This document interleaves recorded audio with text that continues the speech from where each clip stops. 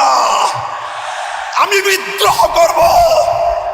খবরদার, হুঁশিয়ার করে দেই, যদি নারী সমাজের গায়ে হাত তোলা হয়, তাদেরকে যদি অসম্মান করা হয়, যে আগুন জ্বলবে সে আগুন নিভানোর ক্ষমতা কারো হবে না। কখনো তারা প্রকাশ্যে বলে হ্যাঁ ব্যালটে ভোট দেওয়ার জন্য, আবার তলে তলে বলে না ব্যালটে ভোট দেওয়ার জন্য। 14 গ্রামের মানুষের কাছে আমি প্রশ্ন করতে চাই, কেউ প্রকাশ্যে এক কথা বলে, তলে তলে আরেক কাজ করে, সেই জাতীয় মানুষকে আপনাদের দেশে কি বলে? জোরে বলেন, কি বলে? 24-এর বিপ্লব পরবর্তী বাংলার মাটিতে দাঁড়িয়ে বলতে চাই, আর কোন মুনাফিক গোষ্ঠী বাংলাদেশ শাসন করতে পারবে না। বাংলার মানুষ সেটা মেনে নেবে না। এরপরে শুরু করলো আরেক ভয়ঙ্কর সন্ত্রাসী কার্যকলাপ। তারা ভীত সন্ত্রস্ত হয়ে, তারা গণজাগরণে নিজেদের নিশ্চিত পরাজয় দেখতে পেয়ে ইতিহাসের ঘৃণ্যতম বর্বর এক পন্থা অবলম্বন শুরু করলো। আমার মায়েরা, আমার বোনেরা, আমার মেয়েরা, তারা জনগণের পক্ষে নির্বাচনের ক্যাম্পেইন করার জন্য, নির্বাচনের দাওয়াতি কার্যক্রমে মানুষের দুয়ারে দুয়ারে যাচ্ছে। এখন তারা বীরু কাপুরুষের মতো আমাদের নারী সমাজের গায়ে হাত তুলবার মতো দুঃসাহসিকতা এবং ঘৃণ্য কাজ করছে তারা। আমি ব্যক্তিগতভাবে একটা কথা বলি, আমি বলে যাই, যদি কেউ আমার মায়ের কোনো গায়ে হাত তোলার চেষ্টা করে, যদি কেউ আমার কোনো বোনের দিকে চোখ তুলিয়ে চোখ বড় করে তাদের দিকে ভিন্ন দৃষ্টিতে তাকাবার দুঃসাহস দেখায়, কেউ যদি আমার কোনো মেয়ের ইজ্জতের হিজাব নিয়ে টানাটানি করার চেষ্টা করে, আমি বলে যাই, সে হাত ভেঙে গুড়িয়ে দেবেন, সে চোখ উপড়ে ফেলবেন। মায়ের ইজ্জত রক্ষা করার জন্যে, বোনের ইজ্জত রক্ষা করার জন্যে আমি বলি, আমি কোনো আইন মানব না, আমি বিদ্রোহ করব। গোটা বাংলাদেশে আগুন জ্বলবে, আগুন। খবরদার, হুঁশিয়ার করে দেই, যদি নারী সমাজের গায়ে হাত তোলা হয়, তাদেরকে যদি অসম্মান করা হয়, যে আগুন জ্বলবে সে আগুন নিভানোর ক্ষমতা কারো হবে না। আপনারা নির্বিঘ্নে নির্বাচনী প্রচারণা কার্যক্রম পরিচালনা করবেন ইনশাআল্লাহ। 14 গ্রাম থেকে আমাদের জাতীয় নেতা ডক্টর সৈয়দ আব্দুল্লাহ মোহাম্মদ তাহের সাহেব বিপুল ভোটে দাঁড়িপাল্লায় বিজয়ী হবে। তার বিজয় কেউ ঠেকিয়ে রাখতে পারবে না ইনশাআল্লাহ। আপনারা ভোট দিবেন, ভোট দিয়ে ভোট পাহারাদারি করবেন। কেউ যদি ভোট চুরি করতে আসে, সেই চোরদেরকে প্রতিহত করার জন্য প্রস্তুত থাকতে হবে। থাকবেন তো ইনশাআল্লাহ? গণভোটে, হ্যাঁ ব্যালটে ভোট দিয়ে পরিবর্তনকে চূড়ান্তভাবে নিশ্চিত করতে হবে।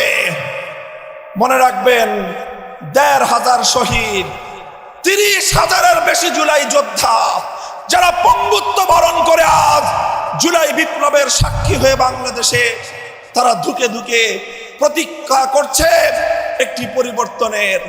যদি আমরা সেই পরিবর্তন আনতে না পারি, জাতি হিসাবে আমরা গাদ্দার জাতি হিসাবে পরিচিত হয়ে যাব। তাই জুলাই যোদ্ধাদের তাদের যুদ্ধের প্রতি সম্মান জানিয়ে ১৫০ সহস্রাধিক মায়ের কোল খালি করা বীর শহীদদের শাহাদাতের প্রতি শ্রদ্ধা জানিয়ে আমি বলতে চাই, গণভোটে হাকে জয়যুক্ত করতে হবে। 11 দলীয় প্রার্থী যারা যেখানে আছেন, দাঁড়িপাল্লা, শাপলাকলি, রিকশা, দেয়ালঘড়ি সহ 11 দলীয় জোটের সকল প্রার্থীর পক্ষে সকল ভেদাভেদের ঊর্ধ্বে উঠে দেশপ্রেম, ইমানের দাবিতে ঐক্যবদ্ধভাবে বাংলাদেশকে জয়যুক্ত করতে হবে। প্রস্তুত থাকবেন তো ইনশাআল্লাহ? আমাদের বিজয় নিশ্চিত ইনশাআল্লাহ। নাসরুম মিনাল্লাহি ওয়া ফাতহুন করিব। আসসালামু আলাইকুম ওয়া রাহমাতুল্লাহ। وعلى آله وأصحابه ومن تبعهم أجمعين أعوذ بالله من الشيطان الرجيم بسم الله الرحمن الرحيم ولا تهنوا ولا تحزنوا وأنتم الأعلون إن كنتم مؤمنين 11 দলীয় নির্বাচনী ঐক্যের পক্ষ থেকে বাংলাদেশ জামাতে ইসলামীর সম্মানিত নায়েবে আমির, বাংলাদেশের ইসলামী আন্দোলনের অন্যতম পুরোধা ব্যক্তিত্ব, বাংলাদেশের জাতীয় রাজনীতির একজন পোড় খাওয়া সৈনিক, সেনাপতি জনাব সৈয়দ ডক্টর আব্দুল্লাহ মোহাম্মদ তাহেরের নির্বাচনী এই জনসভায় উপস্থিত সংগ্রামী সভাপতি, উপস্থিত আজকের এই জনসভার প্রধান অতিথি আমির জামাত ডক্টর শফিকুর রহমান, উপস্থিত রয়েছেন 11 দলের অন্যান্য জাতীয় কেন্দ্রীয় নেতৃবৃন্দ, সংগ্রামী এলাকাবাসী। আজ 24শে জুলাই পরবর্তী বাংলাদেশে গণমানুষের চোখে মুখে যে এক নতুন অভিব্যক্তি, নতুন যে প্রত্যাশা আমরা দেখে আসছি, আগামী 12ই ফেব্রুয়ারি অনুষ্ঠিতব্য ত্রয়োদশ জাতীয় সংসদ নির্বাচন এবং ঐতিহাসিক গণভোটের মধ্য দিয়ে এদেশের মানুষ নতুন বাংলাদেশ বিনির্মাণের জন্য মুখিয়ে আছে। বাংলাদেশের প্রান্তে প্রান্তে ঘুরে ঘুরে আমি দেখেছি 11 দলীয় এই নির্বাচনী ঐক্যের পক্ষে বাংলাদেশে এক ঐতিহাসিক গণজোয়ার সৃষ্টি হয়েছে। মানুষ পরিবর্তন চায়। 71-এর যে মহান মুক্তিযুদ্ধ সংগঠিত হয়েছিল, জালিমের বিরুদ্ধে মজলুমের লড়াই, যেখানে মানুষের ইচ্ছা আর অভিপ্রায় ছিল বাংলার মানুষের ভাগ্যের পরিবর্তন হবে, বাংলার মানুষ তাদের অধিকার ফিরে পাবে, বাংলাদেশে বৈষম্যহীন এক সমাজ গড়ে উঠবে, বাংলাদেশের মানুষ আধিপত্যবাদী ব্রিটিশ বেনিয়া এবং পশ্চিম পাকিস্তানি খান পাঠানদের 200 বছরের বৈষম্য, জুলুম এবং লাঞ্ছনার বিরুদ্ধে মুক্তিযুদ্ধের মধ্য দিয়ে দেশকে স্বাধীন করার পর তারা আশা করেছিল এ দেশীয় শাসকরা মানুষকে তাদের সম্মান, মর্যাদার অধিকারটুকু দিবে।